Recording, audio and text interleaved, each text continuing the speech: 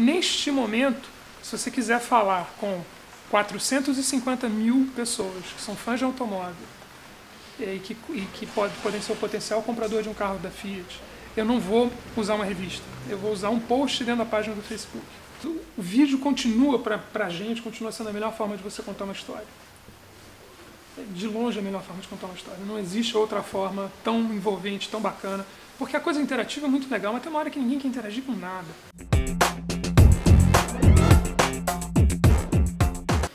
Michel, prazer, cara. Obrigado por nos receber aqui, Imagina, viu? obrigado a vocês. Conta pra gente como é que tá a Pereirodel aqui no Brasil. Cara, são 12 meses, né? Estamos completando agora, de bastante positivos, né? A gente esperava ser bem recebido no mercado, mas realmente a velocidade com que a gente avançou e conseguiu abrir portas e, na verdade, ser procurado também tem sido muito surpreendente pra gente. Deixa eu voltar um pouquinho, posso? Claro. Voltar no tempo? Claro. Então tá bom. Conta do Michel pra mim.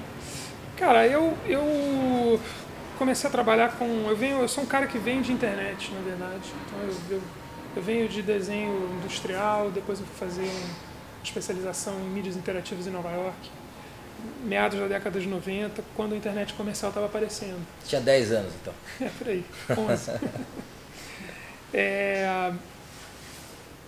E foi uma época muito bacana, porque você, na verdade, começa a entrar numa área onde não existia nada, né? Então, eu vi a web comercial nascer em Nova York. Então, eu fui estudar, eu fui aprender HTML para trabalhar com isso, porque era o que, né? Quando você fala lá atrás, falar de internet era fazer site, não tinha outra coisa. Exatamente. Você fazia site para marcas, então eu já fazia site para marcas nessa época. E as pessoas que sabiam mais do que você, elas sabiam 2 semanas mais do que você. Foi uma época assim muito legal.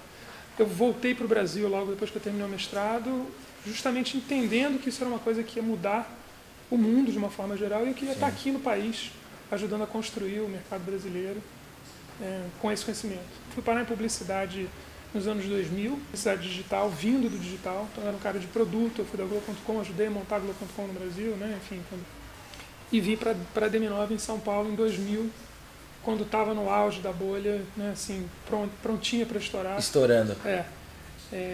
Então, e aí comecei meu trabalho com publicidade digital, né? E depois essa publicidade deixou de ser digital, passou a ser publicidade, e aqui estamos. Que momento está o Brasil hoje no digital? Olha, a gente tem uma não dá para dizer que é uma dissonância, mas você tem quase que uma neurose. Por que eu falo isso? Porque as pessoas usam de uma forma muito avançada. Então, o Brasil é o país mais conectado, um dos países com mais penetração de mobile no mundo. Tudo que é adoção, todos as .com que vem para cá ficam loucas, todo mundo fica louco com o Brasil. Facebook, o Orkut, que era um negócio que para o Google foi uma surpresa inacreditável, tudo é muito bacana. Isso do ponto de vista de uso. Então a gente é muito avançado do ponto de vista de uso. Do ponto de vista de negócio, não necessariamente a gente avança com a mesma velocidade, né? A gente não tem o Angel no Brasil. Você até tem alguns Angels, mas você não consegue fazer o Round A, Round B, Round C, você não consegue fazer para... Então você tem muitos buracos na cadeia, né? E eu acho que isso sempre fez com que o Brasil, do ponto de vista de desenvolvimento de negócios no universo digital, ficasse para trás. Muito menos por uma questão de que o brasileiro não entende ou não gosta, porque ele sim entende, ele gosta, mas porque o contexto do país, do ponto de vista de negócio, nunca foi muito favorável para isso. Hoje o Brasil é o 3º país mais empreendedor do mundo, só que na cena de startup, você acabou de falar, 13º. Sim. Se a gente for olhar para a Startup Genoma, São Paulo está em 13ª posição. E isso é um paradigma cultural, inclusive, que é o que você acabou de falar. Você acha que falta dinheiro dentro dessa cultura, ou seja, falta uma cultura de investimento ou falta uma cultura de desenvolvimento de negócio? Eu acho que as duas coisas estão muito interligadas, né? Eu acho que tem uma questão cultural, sem dúvida, mas eu acho que a principal coisa que a gente tem no Brasil é um modelo onde falta dinheiro. E por que isso? Porque cada compra que a gente ouviu falar nos últimos 10 anos nos Estados Unidos, ou 15, de 5 milhões para cima, e foram muitas, as de 5 milhões a gente nem ouve falar, a gente ouve falar de 500 milhões para cima. Gera um número de milionários nos Estados Unidos reais que por sua vez viram empreendedores, que é fantástico. Então, né, como você estava me contando lá na região onde você está instalado hoje, você consegue ver isso de uma forma muito clara. E o investidor, que é um cara que traz dinheiro porque ele vendeu um negócio digital, é um cara que tem um mindset completamente diferente. É verdade. E nos Estados Unidos tem muita gente nessa situação. E no Brasil você até tem gente interessada no mercado de tecnologia, mas não necessariamente você tem esta quantidade de pessoas, nem perto a gente passa disso. E o cara que está aqui, que eventualmente tem o dinheiro para investir, ele não consegue call the shots, ele não consegue dizer, putz, isso aqui vai ser legal, não vai ser legal, o que eu faço com essa história? Tem uma coisa, é engraçado falar disso, mas o Brasil, e a gente já falou, a Globo ela é exclusiva, né? No mundo existe a Globo. É um modelo único. Né? É um modelo único, exclusivo, global. Agora, tem uma coisa que são as agências. Sim. E as agências trabalham com a Globo. Sim. E aí quando veio a época das agências digitais, eram as crianças perto das grandes agências. Ah, tá bom, deixa os meninos brincarem, eles vão brincar de digital. Mas agora a brincadeira está ficando séria. Sim. Como é que isso está sendo encarado no mercado? É um modelo disruptivo, assim como tudo que por onde o digital passa, né? É um modelo que funciona de uma forma diferente, o modelo de remuneração das agências funciona de uma forma diferente. E eu acho que a gente já está vendo impacto disso e vai haver um impacto muito forte, muito profundo nos próximos anos. Então, eu acho que a Globo vai continuar vai continuar única, vai continuar fazendo coisas extraordinárias, e a questão não é a Globo. A própria Globo avança e evolui no modelo de negócios dela, no conteúdo sob demanda, não em outras plataformas de distribuição, né, em sociedade com Nets e com Skies, ela faz um Viva que está passando Água Viva agora meia-noite, ou passou Vale Tudo e dava recorde de picos de audiência dentro da TV a cabo. Então, assim, não é uma questão com a Globo, é uma questão com tudo que existe em volta e todas as novas coisas que vão surgir. Esse é o modelo mais trabalhoso, que demanda, não diria que é um conhecimento, não é mais difícil, ele é diferente, uma coisa é uma coisa, outra coisa é outra coisa. E o modelo de remuneração ele vai ser alterado, já começa a ser alterado, de um modelo que está orientado por uma compra de e-mails, por um modelo que está orientado por um FII, que a partir deste FII você vai... De serviço de fato. De serviço que você vai desdobrar isso em produção... Planejamento, criação... Planejamento e distribuição, que é onde entra a parte de e-mails. Mas esse binômio... Isso mexe na remuneração da própria cadeia, não só da remuneração da agência, mas na remuneração dos colaboradores. Mexe, descentraliza o investimento, que é uma coisa complicada. Então não é que vai ter menos dinheiro necessariamente, mas o dinheiro começa a ficar mais pulverizado. Então você não resolve mais o seu assunto necessariamente. Né? Na medida que você fragmenta a audiência, que foi o que a gente vem assistindo na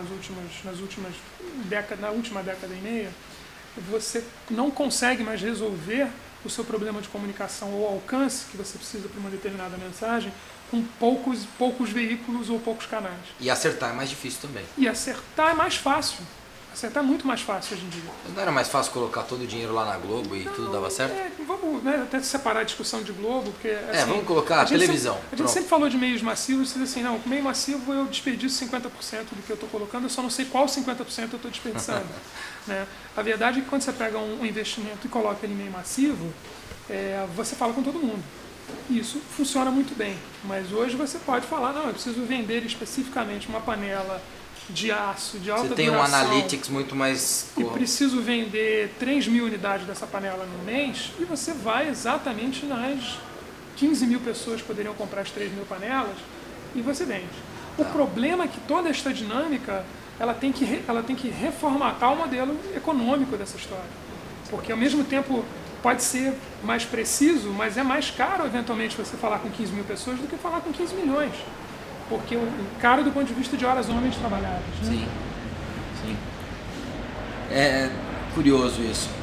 Hoje, em termos de plataforma, o que vocês mais estão usando para planejar? Olha, a gente está vivendo um fenômeno neste momento, né, aqui, 6 de novembro de 2013, que é o fenômeno da mídia social massiva, né, a social media massiva, no momento em que o Facebook tem 80 milhões de usuários no Brasil e que o YouTube tem mais ou menos a mesma quantidade de pessoas, sendo que o YouTube é o segundo canal de vídeo mais assistido no Brasil depois da TV. Não era assim 2 anos atrás, não sei se será assim daqui a 2 anos. Daqui a 2 anos eu não quero ser apocalíptico, nem falar menos ou mais do Facebook. É simplesmente um olhar em contexto histórico. A gente tinha um Orkut que dominava o país e o Orkut desapareceu. Né? Então a gente não sabe o que vai acontecer daqui a pouco. Neste momento, se você quiser falar com 450 mil pessoas que são fãs de automóvel e que podem ser o potencial comprador de um carro da Fiat, eu não vou usar uma revista, eu vou usar um post dentro da página do Facebook. E isso é uma mudança absolutamente... Que, aliás, foi muito legal a campanha de vocês no Dia do Sexo, né? Ah, bacana, legal, legal. Muito legal. Pois é. Então, assim, quando a gente coloca hoje,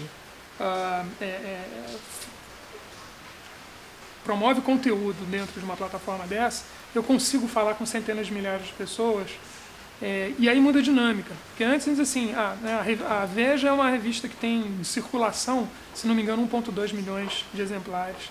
Né? E é as revistas de maior circulação do país, e você tem outras revistas que têm aí algumas centenas de milhares, mas você fala de 200 mil, 300 mil.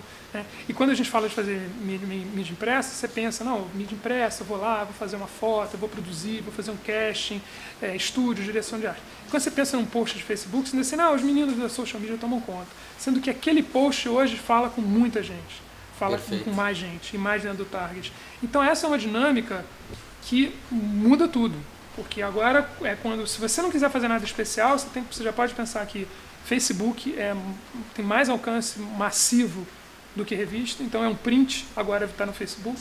E o YouTube, tirando a TV Globo, ele é o canal que você potencialmente tem mais audiência. Como é que vocês dividem isso aqui hoje? Você tem um diretor de criação só para rede social? Não. Tudo junto. Tudo junto. Não tem nenhuma separação. Você tem algumas coisas que você tem que fazer em rede social que são técnicas.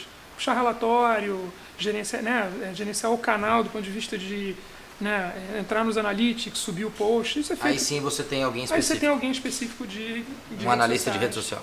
Mas o conteúdo, e eu acho que essa é muito a diferença do que a gente consegue fazer, ele é pensado por um cara que pensa propaganda. Um cara que tem 10, 12 anos de propaganda, ele pensa propaganda.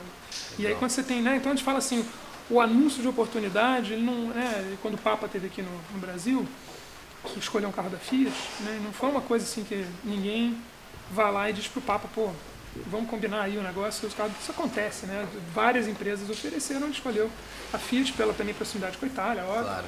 E só que dentro disso ele escolheu um modelo que era o Fiat Idea, que era um modelo bem básico, né? E ele é um cara, o Papa franciscano. E aí quando a gente percebeu isso, a gente imediatamente correu e fez um post na página da Fiat, escrito Boa Ideia, Francisco, né? Que era o negócio. Esse post chegou, você tem o Analytics, ele impactou mais de 700 mil pessoas. Gerou uma matéria na CNN, depois de toda a história, né, do Papa aqui no Brasil. Pela ideia? Pelo contexto, mas o post estava lá dentro da matéria da CNN, fez parte desse acontecimento. Incrível. Esse é o post de oportunidade, não é mais um anúncio de oportunidade que você vai colocar no jornal do dia seguinte. É o post de oportunidade que você tem que fazer numa questão de 1h30, senão você perde aquela curva, né, o crescimento daquele momento. Então isso muda muito a dinâmica do trabalho. E isso requer um dia a dia mais conectado também em redes sociais. Sim. Então, e aí é o time que tem que estar pronto para isso, e é o time todo. Sim. Não é também uma pessoa específica, essa pessoa vai ficar conectada e ela vai avisar o time. Não.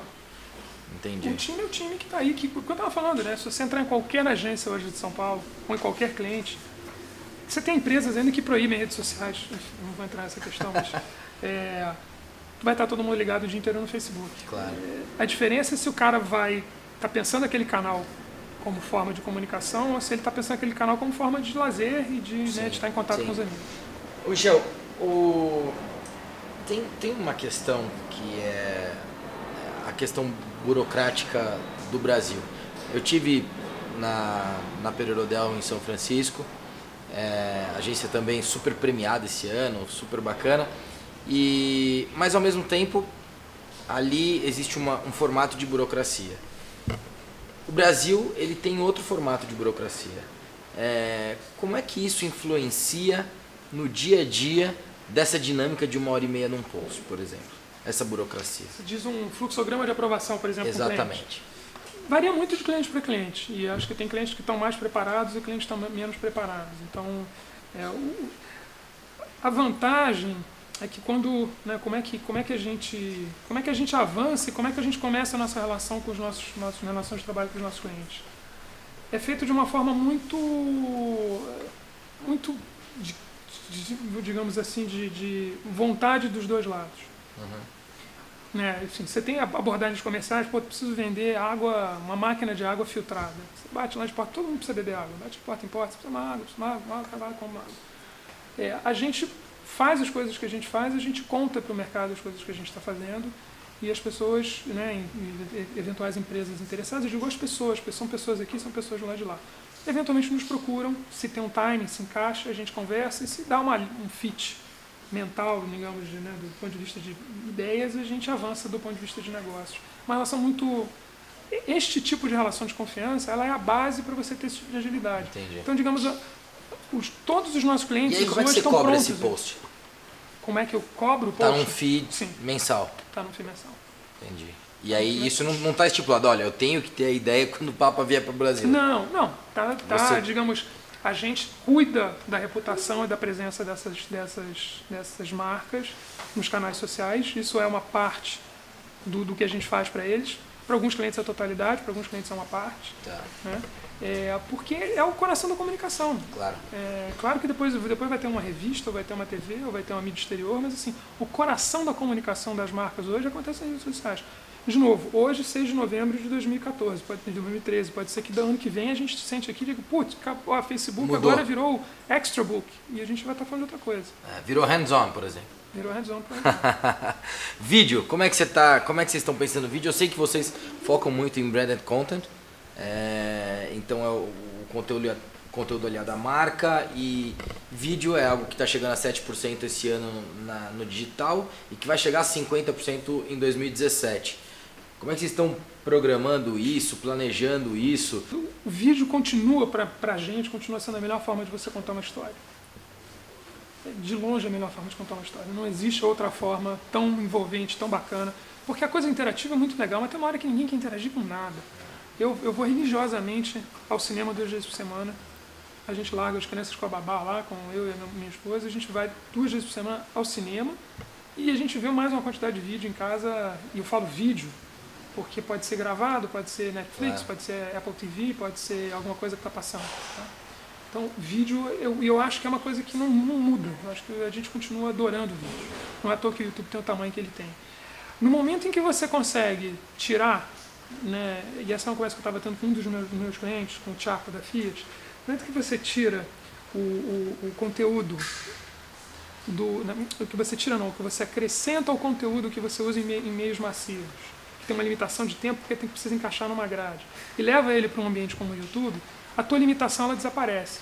A limitação de 30 segundos foi uma coisa formatada na década de 60 e 70 para você poder montar grade. Claro. Numa época em que não existia outra forma de consumir conteúdo em vídeo, a não ser dentro de uma grade de programação, porque o conteúdo você não tinha como gravar. Isso antecede a época do videocassete. Uhum. Né? No momento que você chega numa época onde você tem vídeo sob demanda, que você começa a consumir o vídeo da maneira que você quer e você vai para canais como o YouTube, 30 segundos não faz mais sentido. Então, nessa plataforma, na plataforma de programação live, continua fazendo sentido. Claro. Então, desafios, né? Como é que você pega um conteúdo? A gente fez um trabalho para a Fiat recentemente agora, que era, eles lançaram um carro novo, o Strada, e com uma campanha da Léo muito bacana, tá super catchy, assim, né? As pessoas se ligam muito nela. É o único 3 portas. É o único 3 portas, tem a música do Rick Martin super bacana, e a gente levou pro ambiente social, a gente fez uma extensão desse conteúdo em mais 8 vídeos com 20 a 30 segundos cada um, fazendo extensão de produto. Então, tá bom, deixa eu olhar aqui o câmbio, como é que é, deixa eu olhar a porta, como é que é. Não cabe isso dentro de uma grade da TV Globo, mas se você tem gente interessada, cabe também. Cabe. O cara pode entrar no hot site, que continua também, está sendo feito pela agência Clique, muito bacana, claro que pode, mas também tem uma coisa de se interessar em ver isso em conteúdo por vídeo. Esse é um exemplo, tá?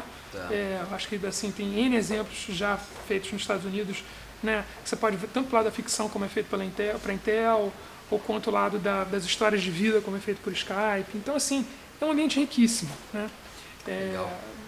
Muito bom. E você falou de lá, como é que tá sendo trabalhar com esse link Brasil-Estados Unidos?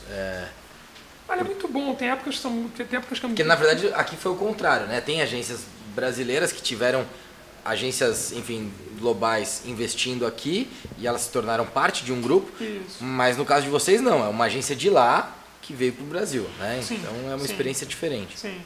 É muito bacana, tem épocas porque tem a relação muito próxima, muito intensa, tem épocas que a gente está mais afastado, né? Tem épocas que o fuso horário são 4, acho que o mínimo agora, 4, por exemplo, são agora 6. são 5 ainda. São 6, abriu já para 6. Abriu? Então abriu agora domingo. no fim de semana, domingo. Eu não vi ainda ainda não tive reunião essa semana com São Francisco. Então é muito bom e ao mesmo tempo muito independente. Então é muito bom poder contar com e é muito bom o fato de não precisar depender. Isso eu acho que a melhor química que a gente tem é essa. E isso é uma das grandes virtudes que eu acho que assim, aí tem muito a cabeça do PJ e do Andrew nesse modelo de dizer, sim, vamos trabalhar juntos, sim, vamos ter a mesma cara, sim, a gente vai se falar, sim, vamos fazer com que seja Pereira Odell em qualquer parte do mundo e sim, vamos andar sozinhos sem precisar ficar dependendo do outro, né? Assim, acho que a diferença é poder contar com e não precisar contar com. Poder contar com e não precisar, não depender. A dependência é uma coisa ruim. Tá. Porque o fuso não cabe, você não consegue andar porque fulano não te atendeu. E você, às vezes, em estruturas internacionais, você tem isso. E nesse caso tem uma coisa de muita independência, mas podendo contar. Bom, o mundo está cada vez mais flat, assim, né? As experiências de pessoas de 20 anos pelo mundo, um brasileiro, um russo, um australiano, elas estão cada vez mais em comum, parecidas. Como é que aquele thinking global, acting local vale para hoje? Como é que é isso? É uma ótima pergunta. Eu acho que tem sem dúvida nenhuma uma coisa muito parecida, mas continua tendo coisas muito peculiares e muito específicas, né? Então, as pessoas se debruçam sobre a cultura porque não é mais excludente, eu acho. Eu acho que a grande diferença é que o cara era ou brasileiro ou ele era americano, e hoje você tem gente internacional no mundo inteiro que também é brasileiro, também é americano e também é italiano, digamos assim. Então eu não acho que as pessoas percam a cultura local, os costumes, a moda, a culinária, a música principalmente, acho que é um link muito forte quando a gente fala da moçada. Mas ao mesmo tempo tem toda essa conexão com... É quase como se a gente tivesse plugado assim, com o cérebro numa coisa meio flutuante assim, na cabeça, onde todo mundo bebe um pouquinho daquilo, que é a consciência global, mas você tem questões muito claras e muito específicas de cada país. Estou finalizando aqui, agora a gente entra num momento mais generalizado, e uma das minhas perguntas para você, tenho certeza que você é um pensador, né? Você é um cara que sempre se preocupou em entender o que estava acontecendo, em entender como é que você é parte daquela realidade, como é que você contribui. Hoje essa geração, a geração Y, a geração Millennium, por conta da informação, existe uma coisa curiosa, que você pega o Brasil, por exemplo, o que está acontecendo agora, mas ao mesmo tempo que existe informação, não existe propósito. E lá atrás não existia tanta informação, mas existia um propósito muito bem definido. Primeiro, se você concorda ou não, porque essa é uma opinião pessoal, talvez é uma análise, mas junto com a opinião pessoal. E segundo, o que deve acontecer com o Brasil? Eu acho que a tua leitura está correta, me parece correta também. Não sou um estudioso, sou um curioso, mas eu não sou um estudioso da área especificamente. Me interessa muito o tema millennials em geral, já li bastante coisa sobre isso e meu melhor, digamos, campo de aprendizado é com a turma dessa geração que trabalha com a gente. Sim. Eu acho que existe bastante propósito, difícil você... Eu acho que na medida que você perde a mídia de massa, os propósitos eles continuam existindo, mas eles começam a ficar muito individualizados. Tá bom. Então, assim, o Twitter é uma forma de a gente se juntar para falar de um mesmo assunto que está passando na televisão, mas ninguém chega no dia seguinte na escola e comenta o capítulo da novela do dia anterior mais. Pelo menos não na moçadinha. Talvez você precise de uma Avenida Brasil, ou coisas muito fortes para as pessoas continuarem falando. Então a gente perde um pouco na medida que as conversas se fragmentam, você perde esse propósito comum, que eu tenho um pouco a sensação de que é o que está acontecendo. Não dá para dizer que as pessoas não têm objetivos, elas têm muitos objetivos. Claro, não é. Mas se eles são muito fragmentados, talvez o meu objetivo seja igual a um cara do Zimbábue que vai ter um...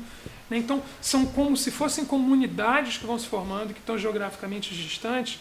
E isso, quando a gente fala de rua, quando a gente fala de manifestações como a gente tem visto no Brasil, se por um lado é muito rápido você botar 1 milhão de pessoas na rua, porque todo mundo fala vamos, do outro lado é muito difícil organizar 1 milhão de desejos, porque os desejos são muito separados, né? Cada um tem uma coisa específica.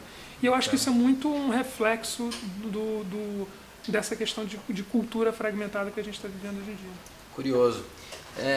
Esses dias eu entrevistei o CEO da Evernote. O cara é incrível, o Phil. Ele é um cara super gente boa, tá? E eu perguntei para ele sobre a geração de trabalho desse momento, né? A gente tem pesquisas que mostram que em 2025 75% da população ativa vai ser dessa geração que a gente está falando, Y e milênio. Mas só 7% desses 75% vão trabalhar para 500 Fortune, né? Para as 500 maiores. Isso quer dizer que essa geração é uma geração muito empreendedora, de muita iniciativa e tudo mais. Ele disse o seguinte, que a dica dele é: trabalha naquilo que te faz feliz. Você, eu tenho certeza que trabalha em alguma coisa que te faz muito feliz. Você acha que hoje a gente o país que a gente vive já permite isso? Sem dúvida. Sem dúvida pelo seguinte, você não precisa mais trabalhar para o Brasil estando no Brasil. Você não precisa mais trabalhar. Quando eu às vezes faço palestra no interior... Baita dica essa. Não precisa mais trabalhar para o Brasil estando no Brasil. Às vezes eu vou dar uma palestra no interior, em algum lugar, uma cidade menor. Porque aqui a mentalidade é muito... Mas por que você está trabalhando para cá? Não é por que você está trabalhando aqui, por que você está trabalhando para este mercado. Não quer dizer que... Não é para desprezar o mercado. Claro. Mas se o cara está insatisfeito com o mercado, a solução não é mudar para São Paulo e botar mais um carro na rua. É mudar o mercado. Ou é trabalhar para fora. Assim, pega a economia de aplicativos, por exemplo. Tá? Ela não resolve todas as questões, mas ela resolve bastante questões. Então, se você faz um aplicativo em inglês, ele é global. Se você faz um aplicativo em português, ele é brasileiro. É simples as that. Se o problema que você está tentando endereçar é um problema global, ele é global. Então, assim, não tem nenhuma necessidade de você trabalhar obrigatoriamente olhando o mercado local. A gente está montando um escritório no Rio que não vai atender o mercado carioca. Ele vai estar localizado no Rio. E se eu tiver clientes cariocas, ótimo, a gente está abrindo inclusive com cliente carioca. Mas eu não preciso dimensionar o escritório do Rio com o tamanho do Rio de Janeiro. Entendi. Boa análise essa. Gostei. Você falou de aplicativo, e aí eu vou aproveitar para entrar nessa discussão rapidamente. Você acha que vem um crash por aí de aplicativo? Assim, e crash que eu quero dizer todo mundo... se a gente pegar há 20 anos, se você pegasse os gênios da programação, os gênios engenheiros ou programadores, esses caras estavam preocupados em salvar um problema tão grande que era muito legal, porque ele demorava muito, mas quando ele salvava, ele bumba. Hoje está mais simples, hoje está mais barato, mas ao mesmo tempo a gente percebe, e inclusive vivendo no próprio Vale do Silício, que a maioria desses gênios, eles estão fazendo o seguinte: vamos pelo caminho mais fácil, resolvemos um probleminha mais ou menos, ganhamos uma grana e beleza, porque resolver um problema muito grande e tal, demora um baita tempo, a gente não sabe nem se vai dar certo. Como é que você enxerga esse cenário? É isso que eu ia falar, né? Até pensando um pouco no que você tinha falado antes, a história dos só 7% trabalharem para grandes empresas. É porque os outros 93% conseguem estar em estruturas que são pequenas, de 5, 6, 7 pessoas, e conseguem fazer make a living out of it. Né? Eles não precisam necessariamente estar numa estrutura tão grande para você conseguir ter um salário. Então você tem uma combinação. Hoje é possível, né? Não sei também. A gente faz uma projeção para 2025, eu não sei como é que vai estar o mercado até lá. Mas eu acho que hoje sim é possível. É verdade, o cara vai lá e faz... Aí vem um modelo, a gente fala assim, no Brasil a gente não tem um modelo que favoreça o investimento em tecnologia, em startups. Nos Estados Unidos favorece demais. Então o cara consegue fazer um negócio que se ele vender por 4 milhões de dólares, está ótimo. Ele mais 3 sócios, cada um meter um pau e meio no bolso, acabou. Done. Fez 10 milhões, está ótimo. E a economia de lá permite isso, porque... Né? Então eu acho que sim, eles vão procurando atalhos. Agora, você tem de tudo, é um long tail. Então você vai ter os apps, que a gente fala, eu quero fazer um app e vender por 1 bi. Foram 8, 10 na história que foram vendidos por 1 bi. O próprio YouTube foi vendido por 500 milhões de dólares, né? Lá naquela época. Então, assim, e para cada história dessa que a gente tem milhares ou dezenas, ou eventualmente centenas de milhares de histórias de fracasso. Sim. Mas eu acho legítimo que as pessoas corram atrás disso, né? E procurem... Vem um crash ou não? Eu não acho que vem um crash, não. Eu acho que o crash existiu. A bolha da app? Não, eu acho que a bolha da app já foi. A bolha da app ela aconteceu na medida que o mercado começou a ficar tão concorrido quanto. Para finalizar aqui, vocês estão atendendo 4 clientes, Fiat? 5 clientes. 5 clientes? Estamos com a Fiat, com a Whirlpool, Brastemp e Consul, cuidando de Natura, cuidando de B2W lá no Rio de Janeiro, Americanas e Submarino, e cuidando da Perdigão. O que é 2014 para a Pereira Odell? Olha, como a gente começou o ano com praticamente um cliente, se a gente seguir em linha e a gente conseguir entregar um bom trabalho para os nossos clientes, 2014 já vai ser um ano extraordinário. Então, assim, a gente já tá olhando com muitos bons olhos, muita atenção e muita responsabilidade, né? Porque afinal de contas temos marcas muito importantes e clientes muito bacanas agora que confiaram, né, no nosso trabalho. E assim, o foco é fazer com que este crescimento que ocorreu nesse ano seja bem estruturado. Então tem muito trabalho interno, né? Antes que a gente venha a ter problemas, a gente tem que ter sempre um trabalho interno de fazer com que isso fique sólido, que não seja um castelo de cartas e que a gente efetivamente consiga fazer isso uma coisa muito sólida para o ano que vem. Com certeza tem alguma coisa planejada para a Copa do Mundo. Olha, na verdade, assim, atendendo o hall de clientes especificamente que a gente está atendendo, que não, no nosso caso não tem nenhum cliente que é o patrocinador oficial, a gente está justamente pensando com todos eles como é que a gente se vira durante a época de Copa do Mundo, porque as atenções vão estar voltadas para isso. Então tem que ter estratégias muito específicas para você conseguir ter relevância nessa época que a mídia vai estar voltada durante um mês para um assunto só, né? Cara, geralmente quando a gente fala só com o empreendedor, eu peço para ele deixar uma dica para os empreendedores. Além de deixar dica para empreendedor aqui, que obviamente você vai deixar, eu quero que você deixe uma dica para, na verdade, as pessoas que assistiram a entrevista, de alguma forma se identificaram com você e com essa nova forma da comunicação e que trabalham eventualmente ou com cinema, com comunicação, com publicidade, com propaganda. Deixa uma dica para essa galera também. Olha, todo mundo fala, né? Siga o seu coração e né, procure trabalhar com o que você gosta. Eu acho que isso é a dica básica, sem dúvida. Mas a minha dica é procure saber como você vai ganhar dinheiro com isso. Ela é muito pé no chão. Porque a gente é educado ainda hoje, em 2013, de uma certa forma, onde você acha que se você estudar e se você se dedicar, que a grana vai vir. E ela não vem.